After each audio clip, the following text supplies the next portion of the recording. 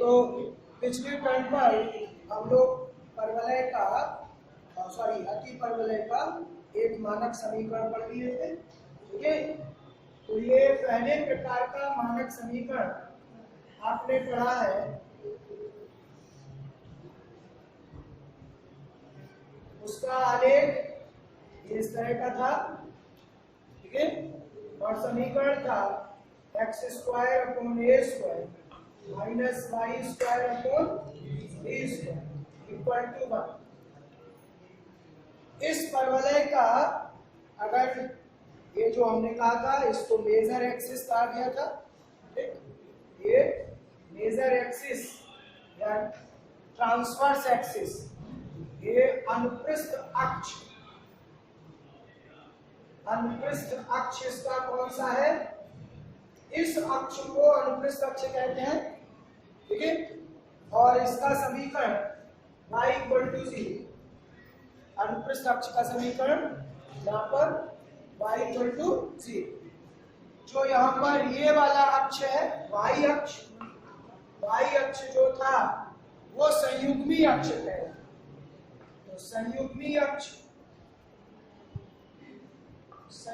अक्ष का समीकरण वो होगा x इक्वल टू 0। ठीक, अगर अति परवलय का मानक समीकरण ये है x स्क्वायर अपॉन ए square minus Y square upon B square, तो यहाँ पर आपने पढ़ा था B square is equal to A square into E square minus 1। इस अति परवलय की दो नाभियां, इन नाभियों के निर्देशांक जो होंगे, नाभियां कितनी होंगी? प्लस माइनस ए 0, नाभियां प्लस माइनस ए 0, केंद्र 0 0, केंद्र 0 0, ये सी मूल बिंदु केंद्र है, ये एस और ये एस डैश, दो नाभियां, ये दो शीर्ष ए डैश। तो शीर्ष क्या है? शीर्ष प्लस माइनस ए 0। ठीक है, और दो नियताएं, ये दो नियताएं जेड डैश और ये काट रही थी। नियताओं के समीकरण x equal to plus minus A upon E, ये नियताओं के समीकरण होंगे, दो नियताएं। इसमें बी स्क्वायर बराबर होगा ए स्क्वायर इंटू ई स्क्वायर माइनस 1। ई अति परवलय की उत्केंद्रता है जिसका मान आप जानते हैं 1 से अधिक, 1 से अधिक, पहले प्रकार का अति परवलय। दूसरी बात आती है नाभिलंब की लंबाई। यहां से ये लंब डाला जो नाभि से होकर जा रहा है एक्स अक्ष पर या अनुप्रस्थ अक्ष पर लंब है। अगर इस बिंदु के निर्देशांक इतना ए ई है तो इसका निर्देशांक मान लिया ए ई के ये ऊंचाई मान ली, सी एस ए ई के बराबर और ये ऊंचाई के मान। अब ये पॉइंट ए ई के अति परवलय के समीकरण को संतुष्ट करेगा। तो ए ई कॉमा के अति परवलय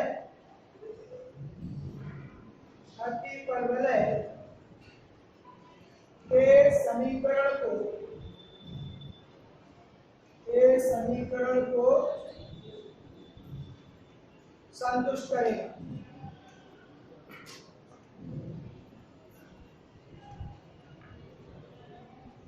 इस वैल्यू को इस इक्वेशन में रखें। x की value a whole square divided by a square minus y की वैल्यू के square upon B square is equal to. ठीक, तो यहां से 1 को इधर ले आए, ई स्क्वायर बचेगा यहाँ पर -1 is equal to A square upon B square, या ए स्क्वायर बराबर हुआ बी स्क्वायर इंटू ई स्क्वायर माइनस 1। अब ई स्क्वायर माइनस 1 की वैल्यू रखी जा सकती है, वो किसके बराबर होगी? B square upon A square, that is B square into B square upon A square. So K की value that is B square upon A, K की वैल्यू वर्गमूल ले लेंगे। अब जितना ये पार्ट ऊपर है सिमेट्रिक है उतना ही ये, तो नाभि लंब की लंबाई है 2k के बराबर। नाभि लंब की लंबाई, नाभि लंब की लंबाई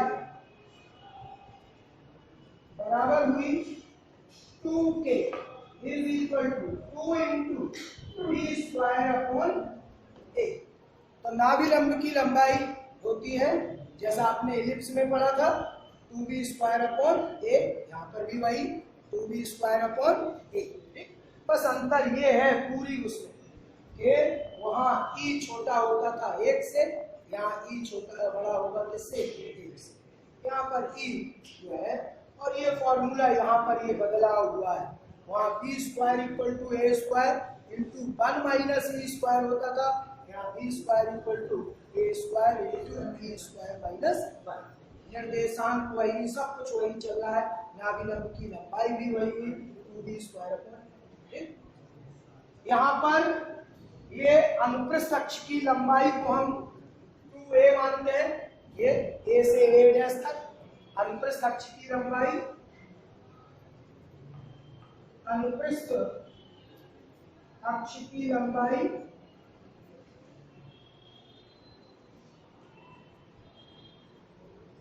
बराबर 2a, और संयुग्मी अक्ष की लंबाई कितनी?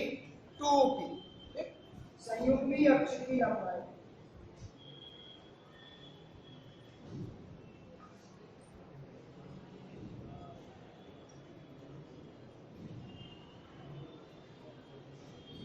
संयुग्मी अक्ष की लंबाई बराबर 2। ठीक, नाभियां, नेता, अक्ष सब कुछ इसमें। अब दूसरे प्रकार का जो मानक अति परवलय होता है उसमें क्या चेंज होता है समीकरण में? एक्स स्क्वायर अपॉन ए स्क्वायर वही रहेगा, minus Y square upon B square वही, यहाँ पर इक्वल टू 1 की जगह पर आएगा माइनस। ठीक, तो जो अति परवलय का दूसरा मानक समीकरण है वो होता है x square upon A square minus Y square upon B square equal to minus, equal to minus. दूसरे समीकरण को देखें,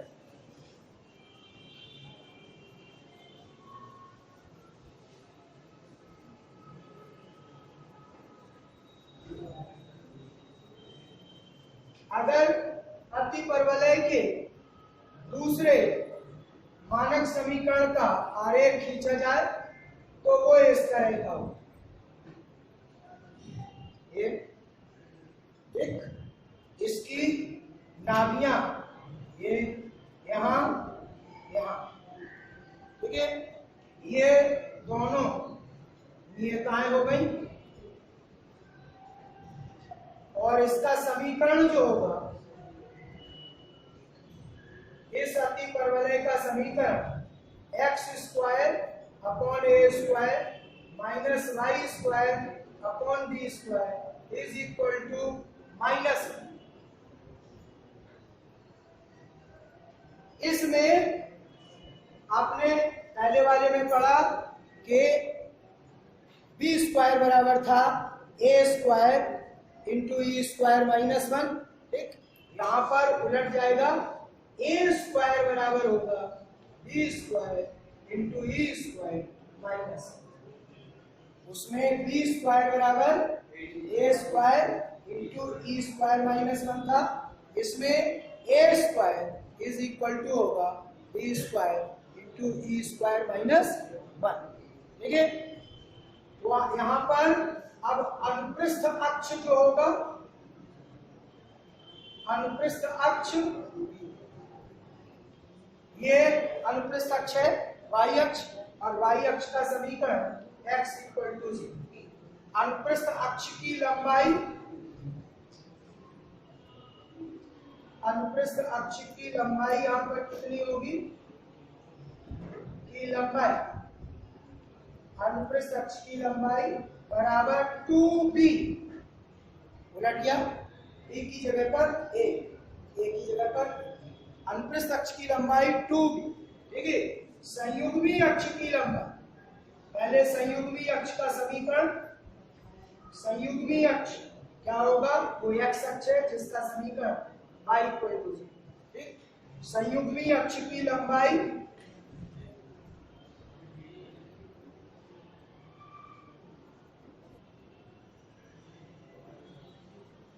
संयुग्मी अक्ष की लंबाई बराबर ली जाएगी 2a, ठीक।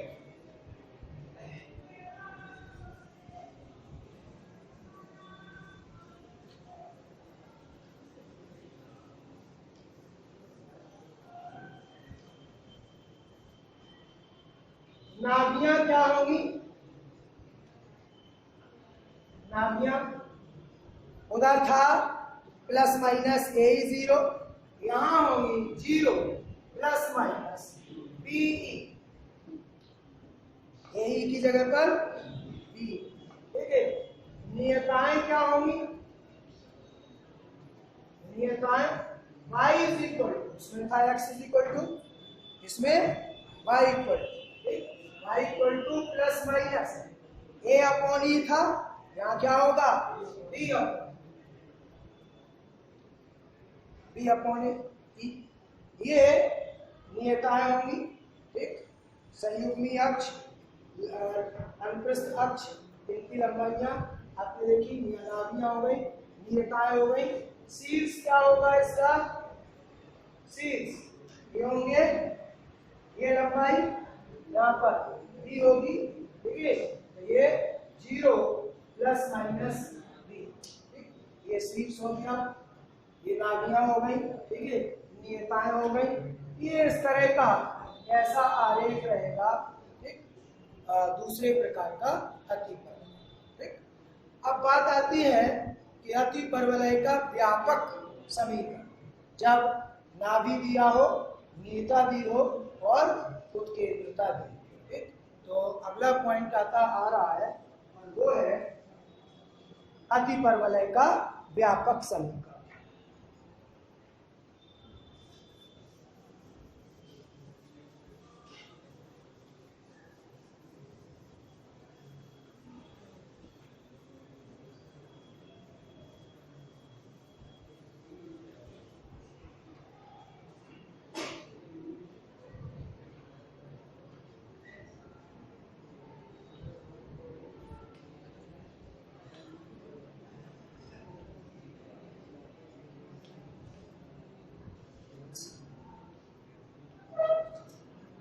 अतिपरवलय का व्यापक समीकरण, ठीक है। उत्केंद्रता बराबर ई दिया है, ठीक है। नाभि, एक कोई नाभि दी है एच के नाभि, और एक नियता दी, नियता L x plus M Y plus N equal to 0। तो ये दोनों अक्ष हो गए। मान लेते हैं कि नियता ये है जिसका समीकरण l x plus M Y plus N equal to 0।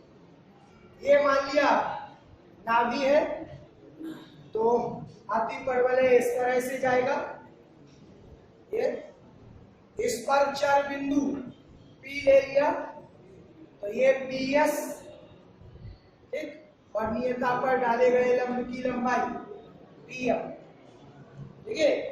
तो परिभाषा कहती है कि PS upon PM is equal to E, परिभाषा के अनुसार। तो दिस इंप्लाइज PS का square is equal to e square into PM का स्क्वायर। ठीक, PS का स्क्वायर कितना होगा?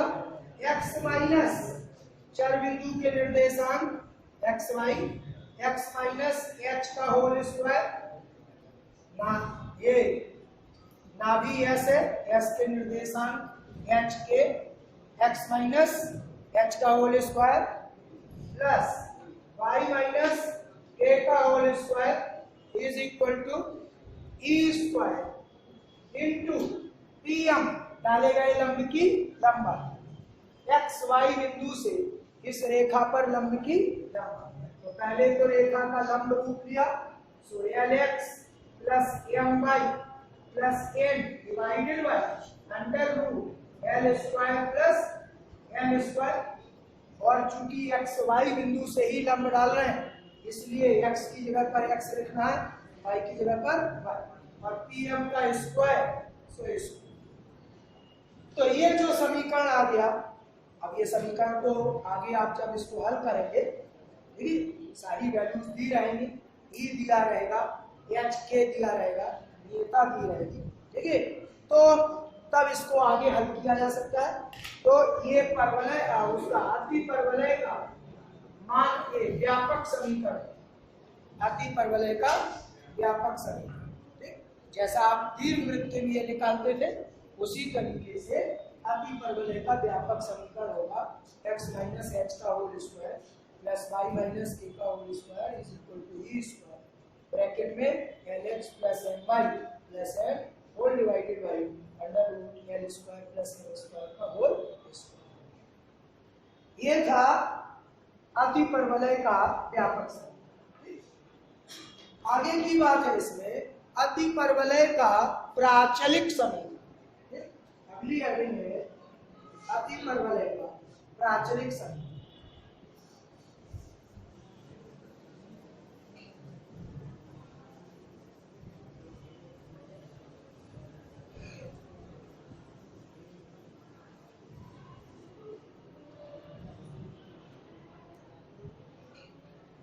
अति परवलय का प्राचलिक समीकरण।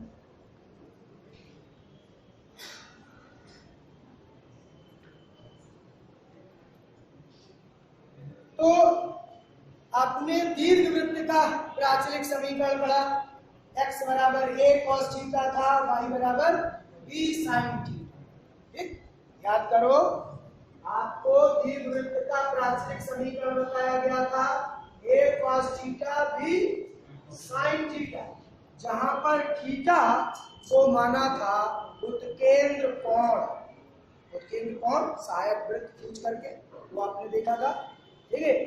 यहां पर अति परवलय का प्राचलिक समीकरण, ऐसा चर बिंदु लेना है जिसमें एक ही चर हो, x y अलग अलग ना हो, ठीक है, और वो हमेशा अति परवलय को संतुष्ट करे, ठीक है।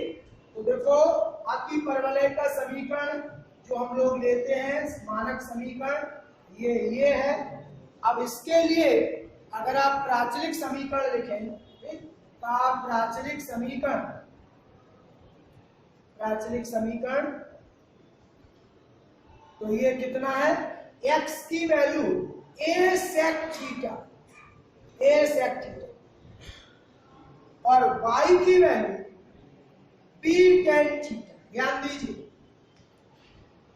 अगर आप इस तरह के निर्देशांक लेंगे तो ये हमेशा एक अति परवलय को संतुष्ट करेंगे, और अगर इन दोनों में से आप थीटा को विलोपित करेंगे तो अति परवलय का समीकरण मिलेगा। ठीक, कैसे विलोपित करें, ये देखो sec theta equal to x upon a, tan theta equal to y upon b, sec square theta minus tan square theta is equal to 1, so x square upon a square minus y square upon b square equal to 1। ठीक, ये यहां देखें x की value a sec theta रखेंगे तो a square cancel, sec square theta minus y की value b tan theta, so b square cancel, tan square theta sec square theta minus tan square theta is always 1। ठीक, तो ये जो है ये अति परवलय का प्राचलिक बिंदु होता है, प्राचलिक निर्देशांक। उल्टा अगर चले थीटा को विलोपित करो दोनों से, ये वाला समीकरण। ठीक, तो ये हुआ अति परवलय का प्राचलिक समीकरण।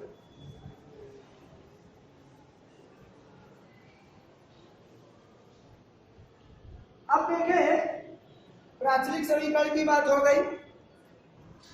अगर अति परवलय के अक्ष इस तरह से हैं कि निर्देशांक अक्ष जो है उनसे समांतर है, लेकिन केंद्र मूल बिंदु नहीं, और ए दिया है और बी दिया है, और वो बिंदु दिया है जो किसी दूसरा बिंदु जिस पर उस परवलय का, अति परवलय का केंद्र। जैसे मेरा मतलब है ये दोनों अक्ष हैं, अब अति परवलय ऐसा दिया है, चलो पहले ये वाला ले, अति परवलय कर लेते हैं, ये दिया है ऐसा, और ये निर्देशांक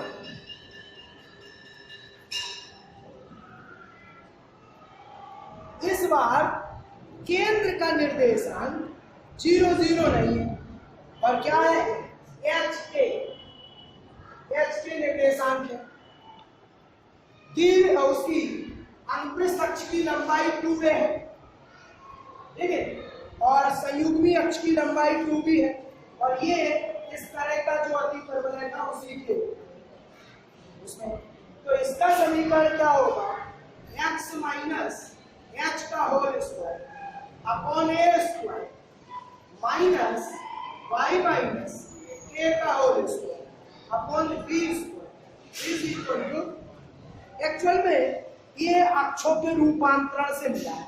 जब आपने क्या कर दिया, इस बिंदु को उठा के यहां रख दिया, तो अगर इस बिंदु को, मूल बिंदु को hk पर लाओगे तो रूपांतरित समीकरण ये होगा, और तब x की, कैपिटल X की वैल्यू होगी x माइनस h, और कैपिटल Y की वैल्यू होगी y माइनस k। तो अगर ऐसा होता है तो अति परवलय का समीकरण ये होगा। तो आपने यहाँ पर